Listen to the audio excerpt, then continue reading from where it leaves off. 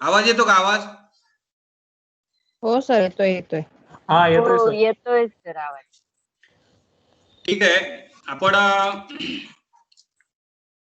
आत्ताच्या जो सुरू करणारा जो टॉपिक आहे तर थोडस मागवळून पाहत असताना आपल्याला असं लक्षात येईल की समाज शिक्षण, नवसंस्कृतीवाद किंवा बहुसंस्कृतीवाद या घटकावर आपण अभ्यास केलेला असताना आपल्याला असं लक्षात येईल की या समाज अध्ययनामध्ये व बहुसंस्कृतीवादामध्ये की समाजाशी आपल्याला आलेला संबंध आहे किंवा बहुसंस्कृतीवादामध्ये इतर जे सामाजिक घटकांशी आलेला जो संबंध आहे त्या संबंधातून आपण जे शिक्षण घेण्याचा प्रयत्न केलेला आहे किंवा शिक्षण देण्याचा प्रयत्न केलेला आहे किंवा ज्ञान देण्याचा प्रयत्न केलेला आहे त्या ज्ञान देण्याच्या प्रयत्नाला आपण ज्यावेळेस असं लक्षात येईल की अनेक त्या ठिकाणी व्यक्ती एकत्र येऊन ज्यावेळेस अध्यापन करण्याचा प्रयत्न केलेला आहे त्याच्यावरून आपल्याला असं लक्षात येतं की ज्यावेळेस अनेक व्यक्ती एकत्र येतात आणि अध्ययन किंवा अध्यापनाचं काम करण्याचा प्रयत्न करतात त्यावेळेस तिथे काहीतरी कृतीयुक्त त्या ठिकाणी करण्याचा प्रयत्न केला जातो, प्रत्यक्ष कृती करण्याचा प्रयत्न केला जातो. मग हे आपल्याला असं बऱ्याचशा वेळेस सामाजिक काम करत असताना प्रत्यक्ष कृती करण्याचा आपल्याला अनुभव आलेले बऱ्याचशा वेळेस दिसून येत असतात. आणि त्या प्रत्यक्ष कृतीमधनं जो अनुभव आपल्याला येतो, जे अध्ययन आपलं घडतं किंवा त्याच्यातनं जे अध्यापन केलं जातं त्याला त्या अध्ययनाला किंवा अध्यापनाला कृतीयुक्त अध्ययन असं त्या ठिकाणी म्हटलेलं आहे. तर अशाच प्रकारचा एकत्र येऊन अनेक घटक एकत्र येऊन ज्यावेळेस अध्ययन करण्याचा प्रयत्न केला जातो अशाच प्रकारचा टॉपिक आपल्याला याच्यावरनं कृतीयुक्त अध्ययन म्हणजेच एक वेगळ्या प्रकारचं त्या ठिकाणी अध्ययनाचा प्रकार आपल्याला याच्यातनं शिकायचा आहे. तर या कृतीयुक्त अध्ययनामध्ये आपल्याला दोन प्रकार आपण पाहणार आहोत. त्या कृतीयुक्त अध्ययनाचा आपण माहिती घेत असताना आपल्याला असं लक्षात येईल की हे कृतीयुक्त अध्ययन जे आहे हे आधुनिक बाल केंद्रित असलेलं आपल्याला लक्षात येतं.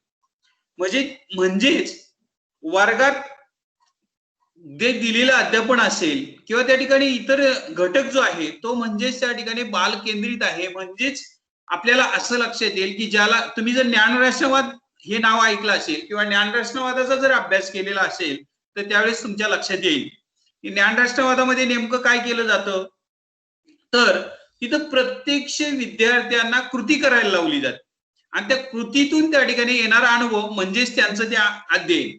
अशा प्रकारचं आपल्याला अध्ययनाच्या स्वरूपात किंवा त्या ठिकाणी ह्या कृतीयुक्त अध्ययनाच्या स्वरूपात काय अभ्यास करावा असं वाटतं. तर हे जे अध्ययन आहे, कृतीयुक्त अध्ययन जे आहे ते बाल केंद्रित आहे. म्हणजे मुलांवर त्या ठिकाणी अवलंबलेलं असलेलं लक्षात येतं. हे मुलांनी करायचं आहे याचा आपल्याला अनुभव येईल की हे बाल केंद्रित असल्यामुळं त्याला अत्यंत काही वर्षापासून अत्यंत महत्व दिलं गेलेलं आपल्याला लक्षात येईल. या शिक्षणाची पद्धत आपल्याला बदलतही असलेली दिसून येत आलेली लक्षात येईल. त्याचं कारण असं आहे की कृतीयुक्त अध्ययन म्हणजेच मुलांना काही त्या ठिकाणी गोष्टी देऊन, उदाहरणार्थ काही टीचिंग एड्स देऊन त्याच्यावर स्वतः त्या ठिकाणी काही अनुमान काढणे, निष्कर्ष काढणे आणि त्याच्यातनं आलेला अनुभव आहे तो अनुभव कथन करणे म्हणजे त्याला कृतीयुक्त अध्ययन असं म्हटलेलं आहे. आता ह्या अध्ययनात त्या ठिकाणी पाहत असताना आपल्याला याच्याशी काही संबंध, आपला बीएडशी काही संबंध याचा आपल्याला आपल्याला घ्यायचं आहे. तर हे जुळवून घेत असताना आपल्याला काही डेफिनेशन असेल, काही व्याख्या असेल हे पाहणं गरजेचं भासतं. तर पहा, बाल केंद्रित संशोधनाला चालना प्राप्त झाली म्हणजेच याला त्या ठिकाणी कृतीयुक्त अध्ययन असं म्हटलं जातं. आता उदाहरणार्थ आपण पाहायला गेलं तर इथं म्हटलेलं आहे, ही व्याख्या आहे, बाल केंद्रित संशोधनाला चालना प्राप्त झाली याला त्या ठिकाणी कृतीयुक्त अध्ययन असं म्हटलेलं आहे. किंवा वरती काही मुद्दे त्या ठिकाणी देण्याचा प्रयत्न केला आहे, त्या मुद्द्यांचं जर एकत्रीकरण केलं तर त्याला कृतीयुक्त अध्ययन असं म्हटलेलं आहे. पहा, काही वर्षापासून बाल केंद्रित शिक्षण पद्धतीला आपण कृतीयुक्त अध्ययन असं म्हणूया शिक्षण पद्धतीचे स्वरूपात जे बदल दिसतात त्याला कृतीयुक्त अध्ययन म्हणूया. पारंपरिक अध्यापन पद्धती ज्या होत्या त्यात बदल बालक प्रधान होईल अशा अध्यापनाला कृतीयुक्त अध्ययन आपण असं म्हणूया. तर अशा प्रकारचं अध्ययन करत असताना किंवा अध्यापन करत असताना या ठिकाणी दोन गोष्टी अत्यंत महत्वाच्या मानलेल्या आहेत, म्हणजे शिक्षक आणि विद्यार्थी.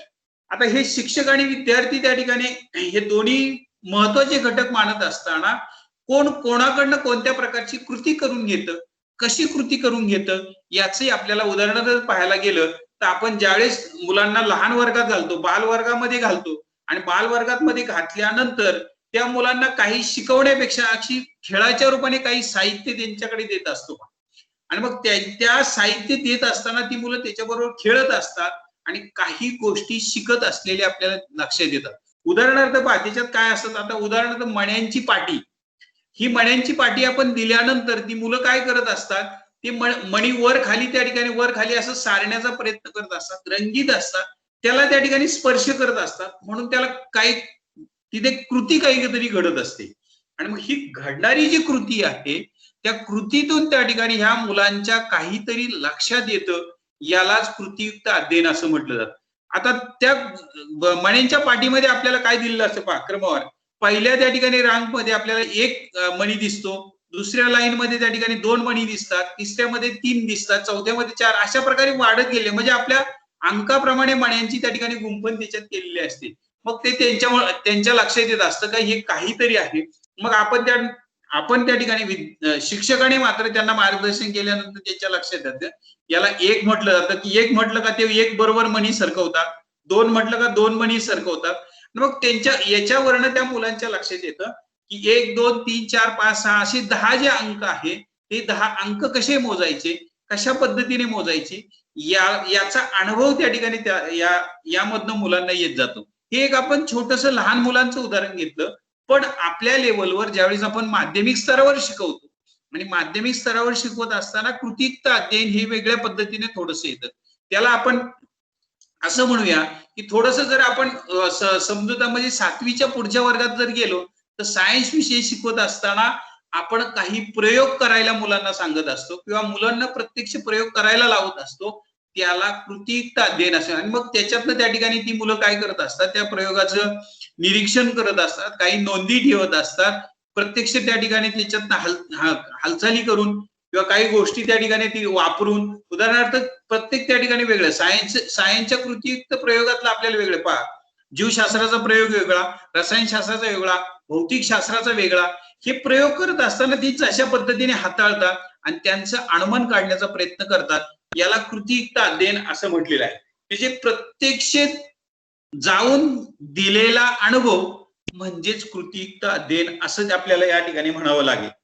तर असं या कृतीयुक्त अध्ययनाचा विचार करताना आपल्याला काही गोष्टी त्या ठिकाणी पाहणं गरजेचं वाटतं. त्याचा अर्थ समजून घेत असताना आपल्याला लक्षात येईल कृतीशील अध्यापन आणि अध्ययन पद्धतीचा ओळख करणं गरजेचं भासतं बा.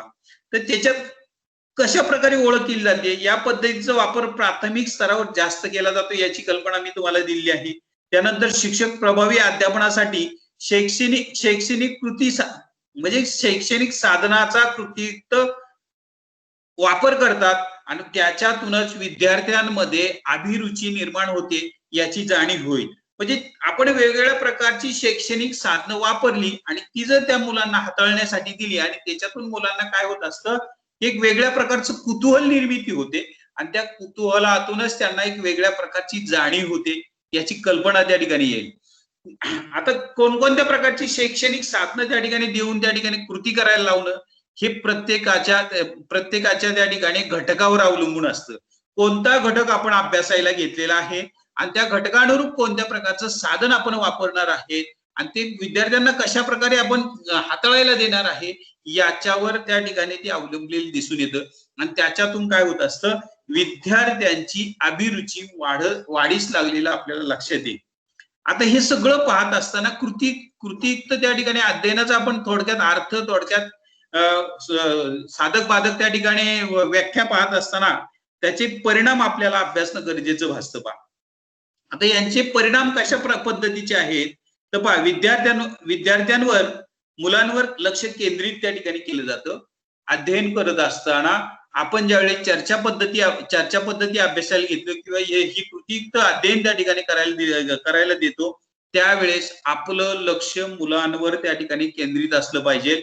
हा अत्यंत महत्वाचा परिणाम आपल्याला इथं दिसून येतो. जर लक्ष नसेल तर मुलं त्या ठिकाणी आपल्याला माहित असतं की नेमकं अध्ययनच करतात की त्या ठिकाणी वेगळंच काही करतात. याचं उदाहरण त्या ठिकाणी तुम्हाला सांगायचं म्हटलं कृतीयुक्त अध्ययनाचं उदाहरणार्थ आपण असं म्हणूया की विद्यार्थ्यांना किंवा त्या ठिकाणी तुम्ही स्वतः त्या ठिकाणी गेस करा का मी लहान असताना कसं होतो. जर तुम्हाला त्या ठिकाणी आई वडिलांनी म्हटलं की अरे बाबा तू आता शाळेत आलेला आहे किंवा थोडा खेळून आलेला आहे, थोडा अभ्यास करायला बस. आता असं म्हटल्यानंतर विद्यार्थ्यांचं तुम्ही जर निरीक्षण जर केलं असेल तर तुमचं असं लक्षात येईल, विद्यार्थी ज्यावेळेस अभ्यासाला बसतात, हे लहान लहान विद्यार्थी ज्यावेळेस अभ्यासाला बसतात त्यावेळेस आई वडिलांचं त्या ठिकाणी आपल्याकडे लक्ष असेल त्यावेळेस काय करतात, तोंडापुढे पुस्तक धरतात किंवा त्या ठिकाणी पाटी त्या ठिकाणी तोंडापुढे धरतात. आई वडिलांचं लक्ष नसेल त्यावेळेस त्याचं चाललेलं असतं पहा, पाटी बाहेर काढणं दप्तरातनं, पुस्तक आत ठेवणं, पुस्तक बाहेर काढणं, पाटी आत लावणं, म्हणजेच त्या ठिकाणी असं वेगळं काहीतरी चाललेलं असतं. किंवा पेन्सिल त्या ठिकाणी काहीतरी टोकच काढत बसणं, काय करणं. तर त्यांना असं वाटत असतं का आपल्याकडे कोणाचं लक्ष नाही, त्यावेळेस त्यांना अशा पद्धतीची कृती केली जाते. ज्यावेळेस लक्ष त्या ठिकाणी ठेवलं जातं, विद्यार्थ्यांवर लक्ष ठेवलं जातं, त्यावेळेस ते खऱ्या अर्थाने अभ्यासात आहेत का किंवा अभ्यास करतात की नाही याची त्या ठिकाणी कल्पना येईल.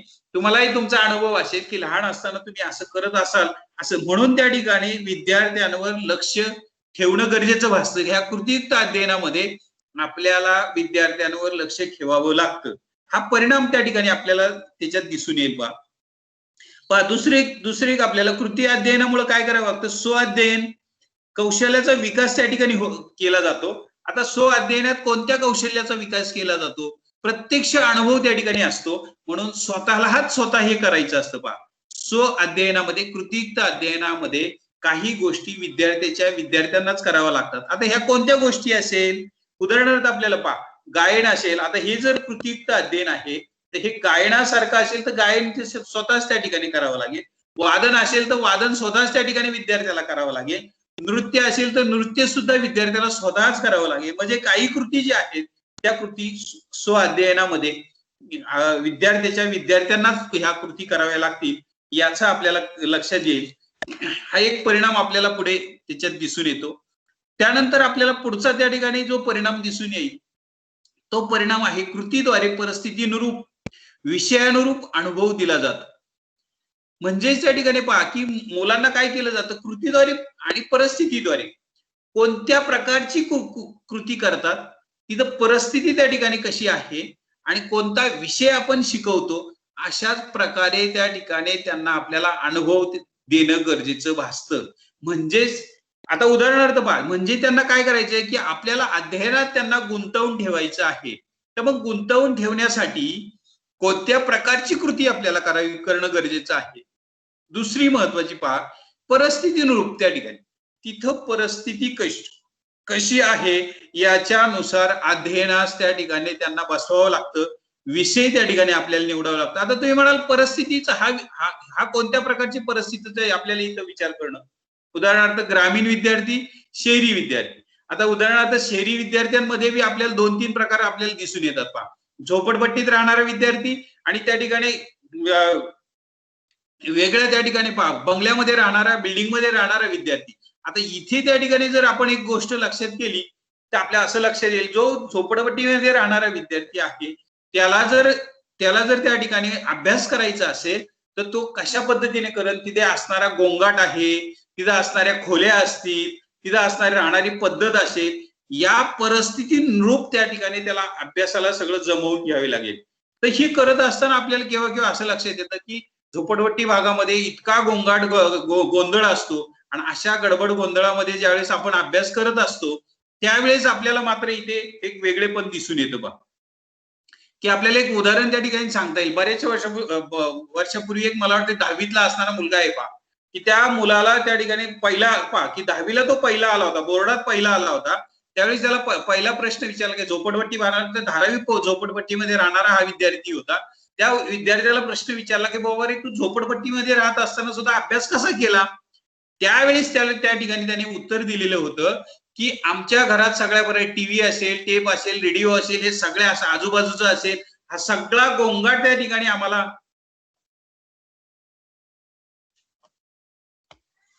सगळ्या प्रकारचा गोंगाट असताना सुद्धा मी काय करायचा की कानामध्ये कापसाचे गोळे घालायचा आणि गोळे घालून अभ्यास करण्याचा प्रयत्न केलेला आहे. अशा प्रकारचा मी अभ्यास करत होतो.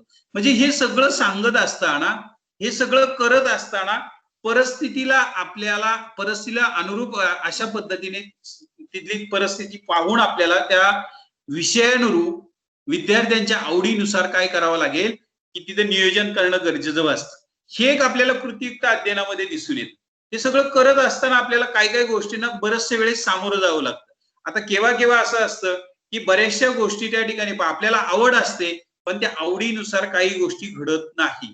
उदाहरणार्थ आपल्याला गायन वादन याच्याविषयी त्या ठिकाणी खूप आवड आहे, पण त्याच्यात असणारे जे साहित्य आहे ते साहित्याची उपलब्ध नसते. मग ती उपलब्ध करणं गरजेचं असतं. हा परिणाम आपल्याला त्याच्यातनं दिसून येतो. कृतीयुक्त अध्ययनामध्ये बऱ्याचशा गोष्टी त्या ठिकाणी दिसतात. साहित्य त्या ठिकाणी उपलब्ध नसतं, त्या ठिकाणी असणारी परिस्थिती वेगळी असणं आणि नेमकी कृती करायचं कोण याला मार्गदर्शक केव्हा केव्हा नसणं, हा एक परिणाम आपल्याला दिसून येतो. पुढचं त्या ठिकाणी काही गोष्टी पाहत असताना इथं पहा अनुभवाचे कृतीचे प्रतिक्रियात्मक निरीक्षण इथं त्या ठिकाणी सांगितलेले पहा. हे सगळं घडत असताना, अध्ययन करत असताना आपण त्या ठिकाणी उदाहरणार्थ एखादा प्रयोग केलेला आहे, मग तो प्रयोग केल्यानंतर स्वतःला त्या ठिकाणी काही गोष्टी तिथे करणं गरजेचं असतं. आता प्रयोगात करत असताना आपल्याला तिथे काय करायचं की त्या प्रयोगातून आलेला जो अनुभव आहे त्या अनुभवाचं टिपण करणं गरजेचं आहे. म्हणजे उदाहरणार्थ तुम्ही हा प्रयोग करत असताना त्याचं निरीक्षण करणं गरजेचं आहे. निरीक्षणानंतर त्या ठिकाणी निष्कर्ष कोणते आले त्याचं टिपण करणं गरजेचं आहे. अनुमान काढणं आणि हे अनुमान काढल्यानंतर त्याचं शैक्षणिक उपयोजनात त्या ठिकाणी काय करणं की त्याचं शैक्षणिक उपयोजन त्या ठिकाणी करणं गरजेचं आहे. अशा प्रकारे आपल्याला कृतीयुक्त अध्ययनातून त्या ठिकाणी अनुभव आलेले दिसून येतात. हेच आपल्याला इथे दिसतं पहा. आणि इथे त्या ठिकाणी हे सगळं करत असताना विद्यार्थ्यांमध्ये काही काही वेळेस आपल्याला असं असतं की हे कृतीयुक्त अध्ययन किंवा हे सगळं करत असताना तिथे पहा त्या विद्यार्थ्याला प्रयोग करत असताना काय काय करणं गरजेचं आहे पहा. त्यांना समान अधिकार देणं गरजेचं असतं, संधी समान त्या ठिकाणी देणं गरजेचं असतं, परत त्या ठिकाणी थोडीशी सक्तीही करणं गरजेचं असतं. अशा प्रकारचा समावेश या कृतीयुक्त अध्ययनामध्ये दिसून येतो. केव्हा केव्हा अधिकार त्या ठिकाणी दिले जात नाही, त्यामुळे आपल्याला ते कृतीयुक्त अध्ययन आहे ते योग्य पद्धतीने करता येत नाही. समान संधी उपलब्ध करून दिली जात नाही. काही विद्यार्थ्यांना दिले जातात, काही विद्यार्थ्यांना दिले. उदाहरणार्थ आपण असं म्हणूया, कृतीयुक्त अध्ययनाचे एक उदाहरण त्या ठिकाणी तुम्हाला सांगतो की आपण त्या ठिकाणी संगणक शिक्षण देत आहे विद्यार्थ्यांना आणि संगणक शिक्षण देत असताना त्यांना लॅबमध्ये घेऊन गेलेलो आहे. पण लॅबमध्ये गेल्यानंतर आपल्याला असं लक्षात येईल की 20 विद्यार्थी घेऊन गेलेलो आहे, पण लॅबमध्ये 10च कॉम्प्युटर त्या ठिकाणी संगणक उपलब्ध आहेत आणि त्याच्याही पैकी 5 कॉम्प्युटर व्यवस्थित चालतात, तर 5 त्या ठिकाणी काय झालेले आहे थोडेसे असे विस्कळीत झालेले आहेत. मग हे सगळं पाहत असताना सगळ्या प्रकारे इथे त्या ठिकाणी आपण विद्यार्थ्यांना सगळ्यांना समान संधी देत नाही याची आपल्याला जाणीव येते. काही विद्यार्थ्यांना चांगले संगणक वापरायला मिळतात, तर काही विद्यार्थ्यांना थोडेसे म्हणजे नादुरुस्त असलेले कॉम्प्युटर वापरायला भेटतात. मग तिथं सगळं पाहता की इथे सगळ्यांना सारख्या पद्धतीने त्या ठिकाणी अधिकार दिले जात नाही, संधी उपलब्ध करून दिली जात नाही. त्याच्यासाठी सगळ्यांना अशा पद्धतीने कृतीयुक्त शिक्षण देत असताना समान संधी असावी, दिलेले इन्स्ट्रुमेंट जे आहेत, दिलेले जे साहित्य आहे ते व्यवस्थित असावं, तरच ते अध्ययन व्यवस्थित होऊ शकतं. त्याचे अनुमान, निष्कर्ष आणि शैक्षणिक उपयोजन त्या ठिकाणी व्यवस्थित काढू शकतो, असं आपल्याला त्या ठिकाणी याच्यातनं पाहता येईल. त्याच्यानंतर इथे त्यांनी सांगितलंय पहा, सर्व शिक्षण अभियानाअंतर्गत काही काही गोष्टी राबवल्या गेलेल्या आहेत. तुम्हाला सगळ्यांना सर्व शिक्षण अभियान माहित असेल आणि ह्या सर्व शिक्षण अभियानाअंतर्गत काही गोष्टी राबवले गेल्याचं आपल्याला लक्षात येईल. आणि त्या राबवल्या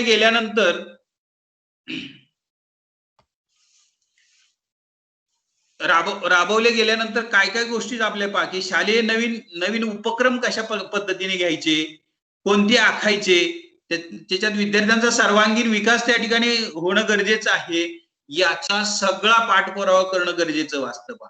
आता ह्या सर्व शिक्षा अभियानाअंतर्गत नवीन नवीन उपक्रम त्या ठिकाणी मुलांना राबवण्यासाठी प्रतीत केले जातात, पण ते शिक्षक विद्यार्थ्यांना ज्यावेळेस त्या ठिकाणी हे उपक्रम करून विद्यार्थ्यांकडून घ्यायचे असतात त्यावेळेस सगळ्या शिक्षकांना काय करावं लागतं, प्रशिक्षित करावं लागतं आणि प्रशिक्षित केल्यानंतरच हे उपक्रम ते काय करतात, विद्यार्थ्यांच्या समोर घेऊन जाऊ शकतात.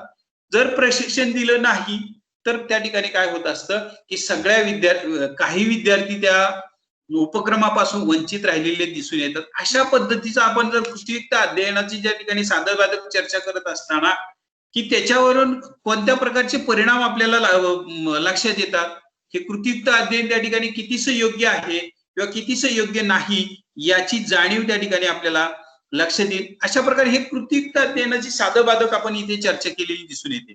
तर ही कृतीयुक्त अध्ययनाची साधनबाधक चर्चा करत असतानाच आपल्याला खऱ्या अर्थाने ज्याच्याकडे वळायचं आहे, खऱ्या अर्थाने जो त्या ठिकाणी आपल्या युनिट मधला खरा जो भाग जो आहे त्या भागाकडे आपण वळणार आहोत. म्हणजेच कृतीयुक्त अध्ययनाचे जे प्रकार आहेत हे प्रकार आपल्याला महत्वाचे आहेत ते पाहणं गरजेचं आहे.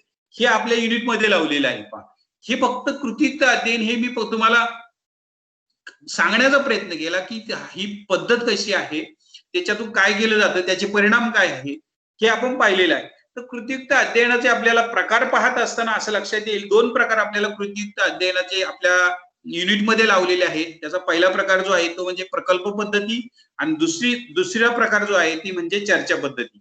हे आपल्याला अत्यंत महत्वाचं आहे. हे आपल्या परीक्षेच्या दृष्टिकोनातून अत्यंत महत्वाचं आहे. तर त्याच्यातला आपला पहिला प्रकार आपण पाहणार आहोत तो म्हणजे प्रकल्प पद्धती. ह्या दोन्हीही पद्धती अत्यंत महत्वाच्या आहेत. त्या दोन्ही पद्धती कृतीयुक्त अध्ययनामध्ये मोडलेले आपल्याला दिसून येतील. तर याच्यामधला पहिला प्रकार आपण पाहणार आहोत तो म्हणजे प्रकल्प पद्धती. हा प्रकल्प पद्धती कृतीयुक्त अध्ययनाचा पहिला प्रकार आपण पाहत आहोत. आता ही प्रकल्प पद्धती म्हणजे काय, तर प्रकल्प पद्धती आपल्याला पाहत असताना पहिले आपल्याला त्याची माहिती करून घेणं गरजेचं भासतं. पहा, बालकांना किंवा मुलांना उपजत बुद्धी आंतरस्फूर्तीप्रमाणे कृती करण्याची पूर्ण स्वातंत्र्य, आवश्यक वातावरण पुरवणे म्हणजेच योग्य अनुभव मिळतो त्यालाच प्रकल्प पद्धती असं म्हटलेलं आहे. एखादी त्या ठिकाणी पहा, प्रकल्पाची आपण शाळेमध्ये वेगवेगळ्या प्रकारे काय केलं जातं, मुलांना वेगवेगळ्या विषयावर प्रकल्प दिले जातात किंवा त्या ठिकाणी सायन्स असेल तर त्याचे त्या ठिकाणी वेगळे प्रकल्प करून घेतले जातात. अशा पद्धतीने म्हणजे आपण सायन्समध्ये प्रयोग म्हणूया किंवा त्या ठिकाणी इतर विषयामध्ये असेल, आता उदाहरणार्थ भूगोल असेल, इतिहास असेल, मराठी लँग्वेज सारखे असेल तर त्याच्यात आपल्याला ऍक्टिव्हिटी करायला दिल्या जातात. त्या ऍक्टिव्हिटी स्वतः त्या ठिकाणी करणं आणि त्या कशा पद्धतीने मग त्याच्यावर विषयाचं वाटप करणं आणि त्या विषयाच्या वाटपातून तो उपक्रम आपण तयार करून घेणं म्हणजे याला प्रकल्प असं म्हटलेलं आहे. पहा, उदाहरणार्थ तुम्ही पाहिलेलं असेल, पहिल्या वर्षी ज्यावेळी शिकत असताना आम्ही तुम्हाला त्या ठिकाणी प्रॅक्टिकल करायला दिले, प्रॅक्टिकल बरोबर काही ऍक्टिव्हिटी करायला दिल्या, त्या ऍक्टिव्हिटी त्याचा स्वतंत्र विषय त्या ठिकाणी देण्यात आला. तो जर तुम्ही स्वतंत्र जर केला असतं, स्वतः जर त्या ठिकाणी केलं असतं तर तुम्हाला जाणीव झाली असती की प्रकल्प पद्धती म्हणजे नेमकं काय, की तुम्हाला एखादा विषय देऊन त्याच्यावर योग्य पद्धतीची माहिती असेल, योग्य पद्धतीमध्ये त्या ठिकाणी बसून त्याची माहिती गोळा करणं म्हणजेच प्रकल्प पद्धत होय. तर ही एक पहिली त्या ठिकाणी आपण साधारण त्याची ओळख करून घेतली. प्रकल्प म्हणजे काय, एखादी घटना जी आहे त्या घटनेची संशोधनात्मक पुरेपूर माहिती गोळा करणं आणि ती ही वास्तवपूर्ण माहिती, याला प्रकल्प पद्धती म्हटले. आपल्याला डोळ्याने दिसत आहे, आपण त्याला स्पर्श करत आहे, अशा पद्धतीची माहिती गोळा करणं म्हणजे प्रकल्प. आता याच्यामध्ये आपल्याला पहा, प्रकल्प पद्धतीमध्ये जॉन ड्यूई यांनी प्रकल्प पद्धतीची जी व्याख्या त्या ठिकाणी मांडण्याचा प्रयत्न केला आहे ती आपण इथे पाहणार आहोत. जॉन ड्यूई यांनी त्या ठिकाणी काय सांगितलेले पहा, की आपल्याला असं लक्षात येईल की जॉन ड्यूई याच्या विचारातून प्रकल्प पद्धतीचं काय झालेलं आहे, प्रकल्प पद्धत उदयास आली हे लक्षात ठेवा. आणि किलपॅट्रिक यांनी ही पद्धत अस्तित्वात आणण्याचा प्रयत्न केलेला दिसून येतो शिक्षण क्षेत्रात त्या ठिकाणी. पहा, पण इथे त्या ठिकाणी तुम्हाला एक वेगळे पण वाटेल. पहा, जॉन ड्यूई आणि किलपॅट्रिक हे त्या ठिकाणी एक गुरु शिष्याचं नातं आहे, पण इथं त्या ठिकाणी एक वेगळं काय दिसून येईल तुम्हाला, की जॉन ड्यूईने या विचारातून ही प्रकल्प पद्धत उदयास आणली पण किलपॅट्रिक हा कोण होता जॉन डुईचा? तर हा किलपॅट्रिक हे जॉन डुईचे गुरु होते. उदयाला कुणी आणली? जॉन डुईने, म्हणजे शिष्याने उदयाला आणली, पण ती प्रत्यक्षात अनुभवायला किलपॅट्रिक याने सुरुवात केली. म्हणजे इथं उलट आपल्याला दिसून येतं की ही प्रकल्प पद्धती जी आहे ती जॉन डुईने त्या ठिकाणी काय केली की उदयास आणली, पण ती त्याने स्वतः न वापरता त्यांच्या गुरुने वापरण्यास सुरुवात केलेली आपल्याला इथे दिसून येईल. आता किती गमतीशीर या ठिकाणी ही घटना आपल्याला असलेली दिसून येत आहे. तर ह्या प्रकल्प पद्धतीचा आपण थोडक्यात अर्थ पाहणार आहोत. तो अर्थ म्हणजे एखादी योजना, आराखडा, समस्या सोडवण्याचा पद्धतशीर प्रयत्न म्हणजेच प्रकल्प पद्धत होय. प्रकल्प पद्धती त्या ठिकाणी आपल्याला काय काय लक्षात येईल? एखादी योजना असेल, आराखडा असेल, समस्या असेल, ही सोडवण्याचा प्रयत्न त्या प्रकल्प पद्धतीत केला जातो. योजना म्हणजे त्या ठिकाणी काय? तर प्रत्यक्षात त्या ठिकाणी आपण असं म्हणूया की ग्रामीण भागात बऱ्याचशा योजना त्या ठिकाणी येतात. तुम्ही ज्यावेळेस काही गोष्टी ज्या असतात म्हणजे गाव पातळीवर ज्यावेळेस काही पंचायत समितीकडनं येणाऱ्या योजना आहेत, उदाहरणार्थ की ग्रामीण भागामध्ये काही काही झाडे लावा, झाडे जगवा, अशा प्रकारची जर योजना असेल तर ह्या योजनेत प्रत्यक्ष त्या ठिकाणी हा प्रकल्प राबवत असताना आपल्याला काय काय करावं लागेल, कसं करावं लागेल, तो प्रकल्प आपल्याला उदाहरणार्थ समाजसेवेच्या माध्यमातून कसा राबवावा लागेल, काय करावं लागेल, हे सगळं याला एक योजना म्हटलेलं आहे की झाडे लावा, झाडे जगवा ही एक योजना आहे. ती कशी राबवायची, काय करायची, याची संपूर्ण माहिती त्या ठिकाणी विद्यार्थ्यांनी कशी घ्यायची, काय करायचं आणि मग त्याचं त्या ठिकाणी स्वरूप कसं प्राप्त करायचं, याला त्या ठिकाणी प्रकल्प पद्धत असं म्हटलेलं आपल्याला दिसून येईल. मग त्याचा आराखडा कसा तयार करायचा, त्याला येणाऱ्या समस्या, आपल्या समोर येणाऱ्या कोणत्या समस्या असेल त्या कशा सोडवायच्या, त्या ठिकाणी लोकांना कशा समजावून सांगायच्या आणि त्याच्यातून पद्धतशीरपणे त्या ठिकाणी आपल्याला ही योजना जी आहे ही कशा प्रकारे तडीस न्यायची याची आपल्याला जाणीव होईल. संशोधनात याच्यावर संशोधनासारखं सुद्धा गोष्टी आपल्याला पाहता येतात. प्रकल्प पद्धतीमधून आपल्याला संशोधन करता येतं. उदाहरणार्थ तुम्ही बऱ्याच वेळा असं लक्षात येईल की आता ह्या वर्षी तुम्हाला असं लक्षात येईल की ज्यावेळेस संशोधनाचे काही काही विषय तुम्हाला शिकवले जातील, आपल्याला त्या ठिकाणी 110चा जो त्या ठिकाणी प्रॅक्टिकल आहे, सॉरी 210चं जे प्रॅक्टिकल आहे त्या 210 मध्ये संशोधनाचे काही गोष्टी तुम्हाला शिकवल्या जातात. त्या संशोधनामध्ये कशा पद्धतीने संशोधन करायचं याची कल्पना येईल. ते मात्र आपल्याला कुठे लक्षात येतं की या प्रकल्प पद्धतीत कसं मोडतं संशोधन याची कल्पना येईल. उदाहरणार्थ तुम्ही एखादी समस्या तुम्हाला तुमच्या समोर दिली की 5वीच्या विद्यार्थ्यांना इंग्रजी बोलताना किंवा त्या ठिकाणी लिहिताना येणाऱ्या अडचणी कशा प्रकारे अडचणी येतात, ह्या कशा प्रकारे आपल्याला सोडवता येतील, त्याचा मागोवा घ्यायचा, अशा प्रकारचा विषय त्या ठिकाणी तुम्हाला दिला. मग ते संशोधन त्या ठिकाणी किंवा कृती संशोधन करण्यासाठी तुम्हाला दिल्यानंतर तुम्ही कशा पद्धतीने त्या ठिकाणी त्याचा आराखडा तयार करेल, योजना तयार करताल आणि मग ती विद्यार्थ्यांपर्यंत कसं पोहोचाल, विद्यार्थ्यांना कोणत्या टेस्ट घ्याल, विद्यार्थ्यांना काय विचाराल, कोणत्या पद्धतीने त्यांचा अभ्यास करून घ्याल आणि मग त्या ठिकाणी तुम्ही इंग्रजी बोलताना किंवा लिहिताना कोणत्या समस्या येतात किंवा कोणत्या अडचणी येतात याच्यावर तुम्ही नंतर कशी निष्कर्ष काढाल हे आपल्याला याच्यातनं दिसून येईल. पुढचा प्रकार आपल्याला पाहत असताना समूह पद्धतीने व वैयक्तिक समस्या शैक्षणिक कार्य पार पाडण्याची प्रक्रिया आपल्याला याच्यातनं दिसून येते. प्रकल्प पद्धतीमध्ये आपल्याला काय दिसून येते पहा की वैयक्तिक समस्या सोडवता येतात, शैक्षणिक कार्य पार पाडता येतं, अशा प्रकारच्या सामूहिक काही घटना ज्या आहेत त्या घटना आपल्याला ह्या प्रकल्प पद्धतीने सोडवता येत असलेल्या लक्षात येतील. आता ह्या सामूहिक पद्धतीने कशा सोडवता येतील, इथे मात्र स्वतःवर कार्यभार सोपवला जातो. पहा की ज्यावेळेस आपण सामूहिक समस्या सोडवायचा असेल त्यावेळेस त्याच्यामध्ये काय केलं जातं की स्वतःवर कार्यभार सोपवावा लागतो. ज्ञान मिळवण्याचा एकमेव मार्ग आहे हा की प्रकल्प पद्धती हा ज्ञान मिळवण्याचा एकमेव मार्ग आहे. अडचणी व समस्या जर तुम्हाला भासल्या तर त्या सोडवण्याचा प्रयत्न याच्यातनं केला जातो.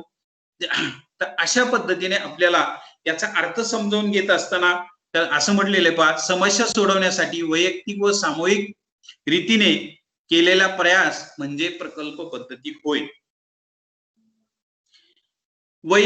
समस्या सोडवण्याचं हे एकमेव साधन आहे. आपल्याला प्रकल्प पद्धती समजावून घेत असताना सर्वात महत्वाची गोष्ट त्या ठिकाणी लक्षात येईल ती म्हणजेच वैयक्तिक व सामूहिक रीतीने केलेला प्रयास म्हणजेच प्रकल्प पद्धती होय.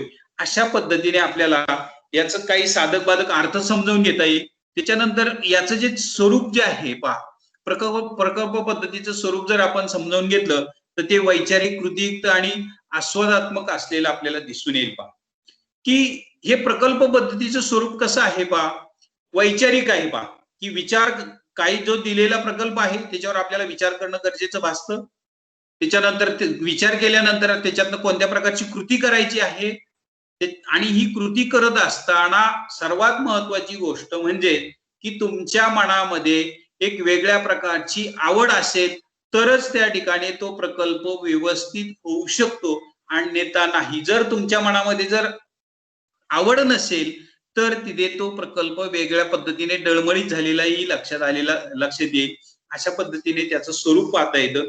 आता हे सगळं पाहत असताना याची साधक बाधक आपण चर्चा केली असतानाच आपण त्याच्या काही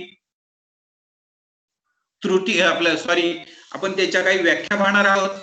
व्याख्येतनं आपल्याला खऱ्या अर्थाने त्या पद्धती नेमकी कशी आहे हे आपल्या डोळ्यासमोर येणार आहे पहा. तर काही शास्त्रज्ञांनी असेल, तत्वज्ञांनी असेल, तर ह्या प्रकल्प पद्धतीच्या आपल्याला व्याख्या या ठिकाणी मांडलेल्या दिसून येतील. पहिली व्याख्या जी आहे ती क्लिप्टिक या शास्त्रज्ञांनी मांडलेली आपल्याला लक्षात येईल. ती व्याख्या अशी आहे, सामाजिक वातावरणात मनापासून केलेली सहेतू कृती. पहा इथे त्या ठिकाणी क्लिप्टिक या शास्त्रज्ञांनी जी व्याख्या मांडलेली आहे ती म्हणजे काय आहे, सामाजिक वातावरणामध्ये प्रकल्प पद्धती ही सामाजिक वातावरण म्हणजे समाजामध्ये त्या ठिकाणी करावयाची घटना आहे आणि ती मनापासून केली आणि सहेतू मनामध्ये जर हेतू ठेवला तरच ती योग्य होऊ शकते, असं त्या ठिकाणी यांनी सांगण्याचा प्रयत्न केलाय. पहिली व्याख्या आपल्याला त्यांनी सांगली, सामाजिक वातावरणात मनापासून केलेली सहेतुक कृती होय. त्याच्यानंतर बिलार्ड या शास्त्रज्ञाने सांगितलेली व्याख्या आहे, वर्गात आंशिक रूपाने आणलेले वास्तविक जीवन म्हणजे प्रकल्प पद्धती होय.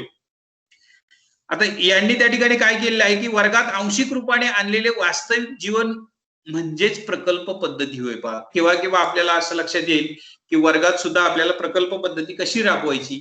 प्रकल्प त्या ठिकाणी म्हणजेच थोडक्यात चर्चात्मक दृष्टिकोनातून विद्यार्थ्यांना आपल्याला अध्ययन किंवा अध्यापनाकडे त्या ठिकाणी कसं वळवायचं हा दृष्टिकोन त्या पुढे ठेवून ह्या शास्त्रज्ञांनी ही व्याख्या मांडण्याचा प्रयत्न केलेला आहे. त्याच्यानंतर पुढचं जे आहे स्टीव्हनसन या शास्त्रज्ञांनी ही पुढची व्याख्या मांडलेली आहे. ती व्याख्या स्वाभाविक परिस्थिती पूर्णत्वास नेल्यास समस्यायुक्त कार्य म्हणजे प्रकल्प होय. हे करण्याची पद्धत म्हणजे प्रकल्प पद्धती होय. पहा इथे त्यांनी काय केलंय, स्वाभाविक परिस्थितीला पूर्वत म्हणजे जी स्वाभाविक ज्याला काय म्हटलं जातं की तुमचा जो स्वभाव आहे त्या स्वभावानुरूप परिस्थिती त्या ठिकाणी काय केलेली आहे, त्या परिस्थितीनुरूप जी समस्या तुम्हाला निर्माण झाली ती परिस्थितीनुरूप समस्या पुढे घेऊन जाणं म्हणजेच प्रकल्प पद्धत होय, असंही त्या ठिकाणी त्यांनी मांडण्याचा प्रयत्न केला आहे. त्याच्यानंतर बर्टन या शास्त्रज्ञांनी काही समस्या त्यांनी आपली व्याख्या मांडण्याचा प्रयत्न केलाय. समस्या हे कृतीयुक्त निराकरण होय असं त्यांनी म्हटलेलं आहे. समस्येचं केलेलं कृतीयुक्त निराकरण म्हणजेच प्रकल्प पद्धती होय. दुसरं आहे शैक्षणिक कार्याचे एक वैशिष्ट्यपूर्ण सकारात्मक निश्चित ध्येयाची प्राप्ती म्हणजेच प्रकल्प पद्धती होय. शैक्षणिक कार्याचे वैशिष्ट्यपूर्ण सकारात्मक इथं त्या ठिकाणी म्हटलंय की कोणत्याही शैक्षणिक कार्यामध्ये ज्यावेळेस आपण गुंतवून घेतल्यानंतर त्याच्यात सकारात्मकता दिसणं गरजेचं आहे, होकारात्मकता दिसणं गरजेचं आहे आणि ते पुढे घेऊन जाणं म्हणजेच प्रकल्प पद्धती होय. अशा पद्धतीने आपल्याला प्रकल्प पद्धतीच्या व्याख्या इथे पाहता येतील आणि ह्या प्रकल्प पद्धतीच्या व्याख्या पाहत असतानाच की वेगवेगळ्या प्रकारे म्हणजे जिथे त्या ठिकाणी कृतीयुक्त अध्ययनावर जास्त मोठ्या प्रमाणात भर दिलेला दिसून येतो आणि कृतीयुक्त अध्ययन करून घेणं गरजेचं भासतं. आता आपल्याला बऱ्याचशा वेळा ही पद्धती जी आहे ही पद्धती आपल्याला काय होत असते की प्रत्येक वेळेस कृतीयुक्त अध्ययन करणं एवढं शक्य नसतं.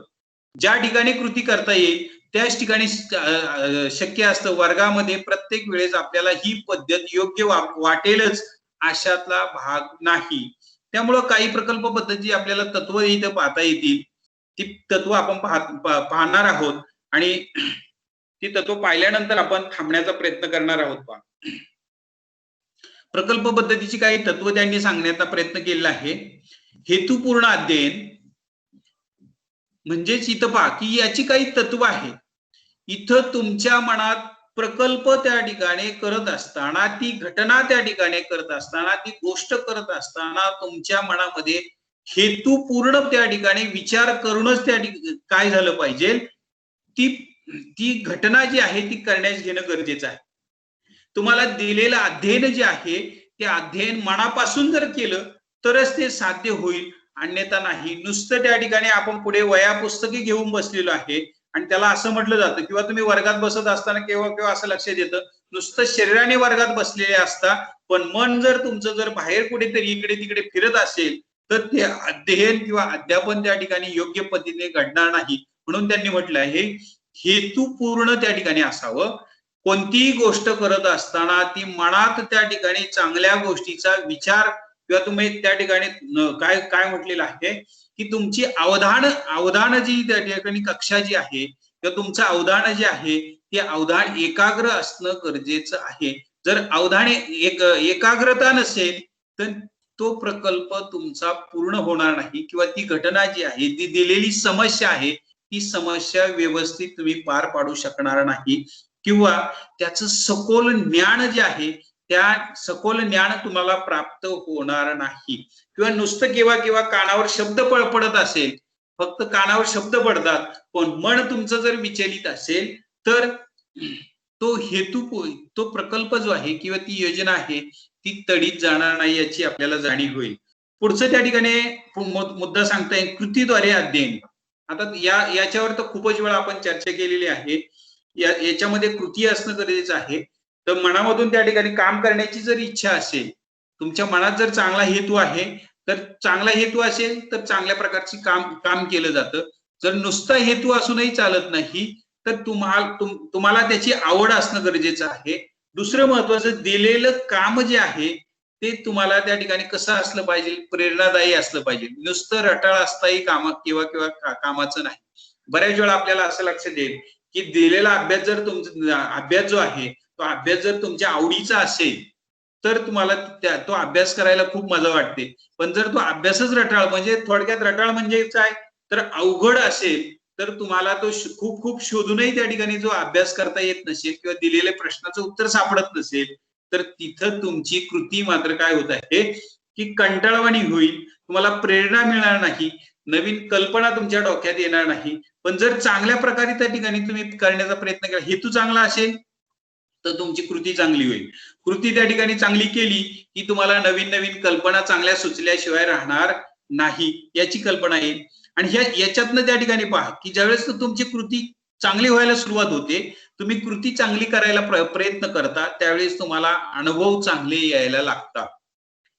चांगल्या घटना ज्यावेळेस घडत असतात त्या घटनेतून तुम्हाला चांगल्या चांगल्या प्रकारचे अनुभव यायला सुरुवात करतात. उदाहरणार्थ की मी तुम्हाला सांगितलं की एखाद्या गावामध्ये तुम्ही झाडे लावा झाडे जगवा या प्रकारची योजना राबवत आहात तर ती राबवत असताना तुम्हाला त्याच्याद्वारे येणारे चांगले अनुभव कोणते, पण ते जर करत असताना तुम्ही जर मनापासून केलं तर तुम्हाला खूप चांगल्या प्रकारचे अनुभव येतील. की ही योजना राबवत असताना कोणत्या प्रकारचे तुम्हाला अनुभव येतील, त्या अनुभवातून तुम्हाला काय मिळेल, तुम्ही त्या ठिकाणी नेमकं काय कराल तर त्यामधनं तुम्हाला असं लक्षात येईल की झाडे लावल्यामुळं की त्या ठिकाणी पहा की त्या झाडांचे फायदे काय आहेत, कोणत्या प्रकारची झाडं लावलेली आहेत, त्याच्यापासून त्या ठिकाणी समाजाला कोणता फायदा होणार आहे आणि हे करत असताना आपल्याला त्याच्यापासून कोणता फायदा होणार आहे याचा अनुभव ज्यावेळेस आपल्याला यायला सुरुवात होते त्यावेळेस तुमच्या मनामध्ये आनंद निर्मिती होते. अशा प्रकारे आपल्याला लक्षात येईल.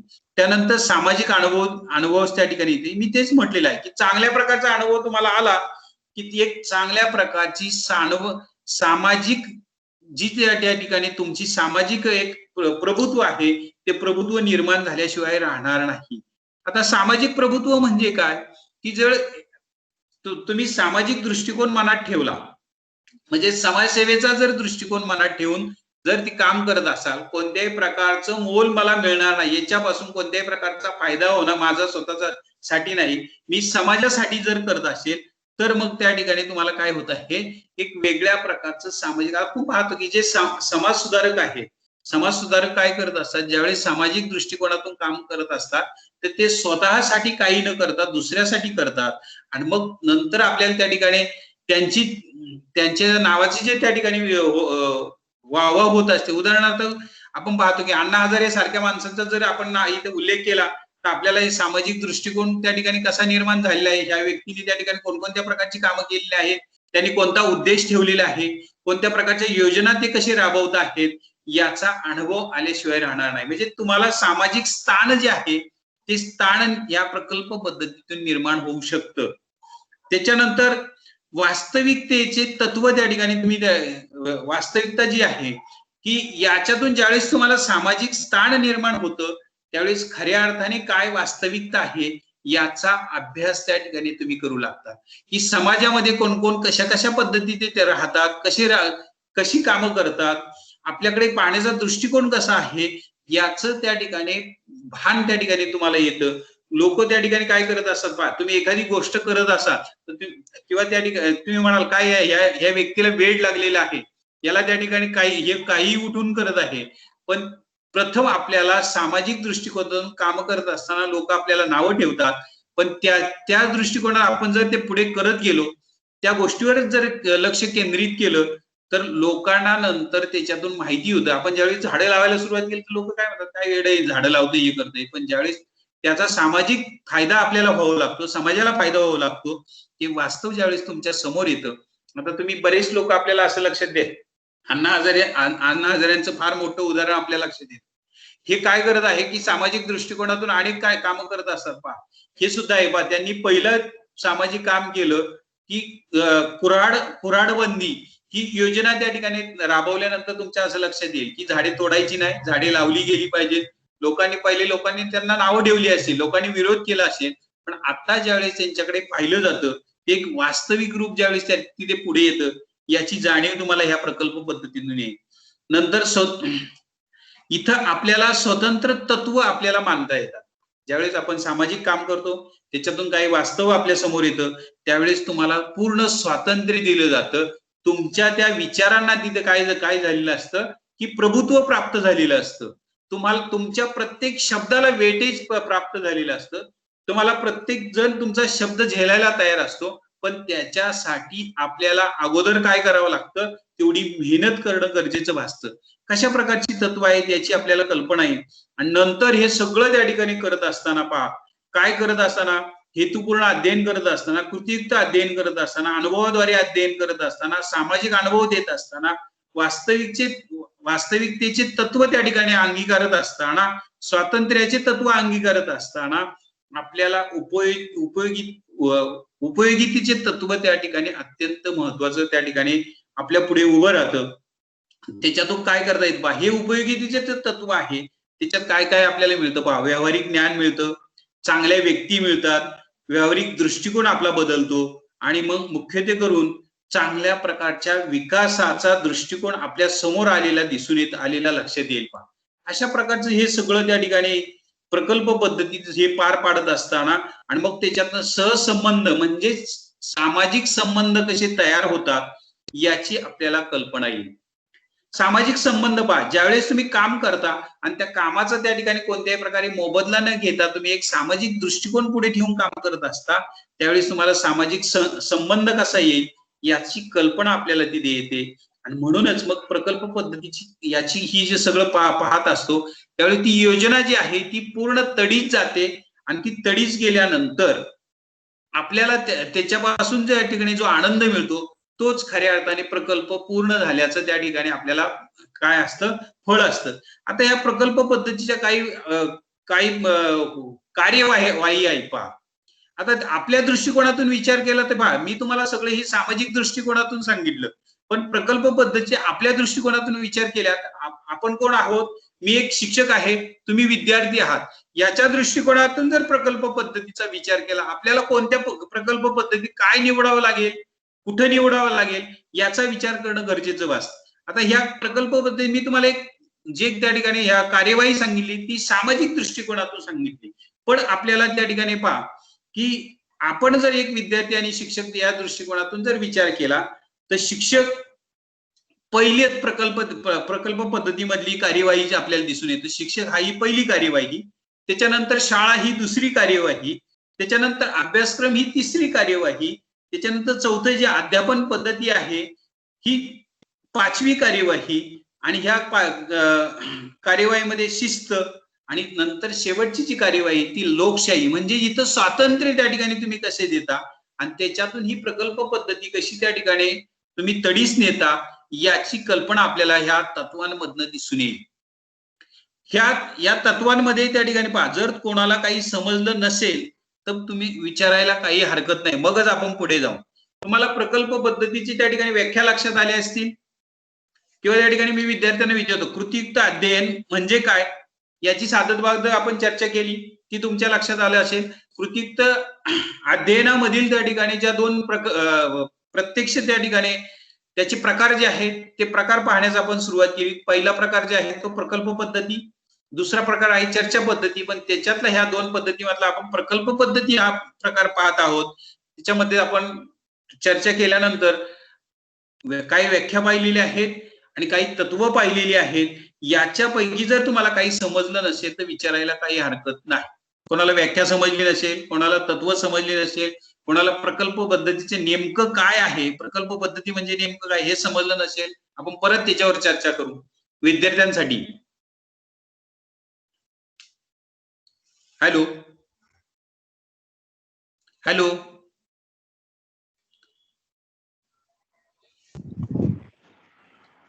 हॅलो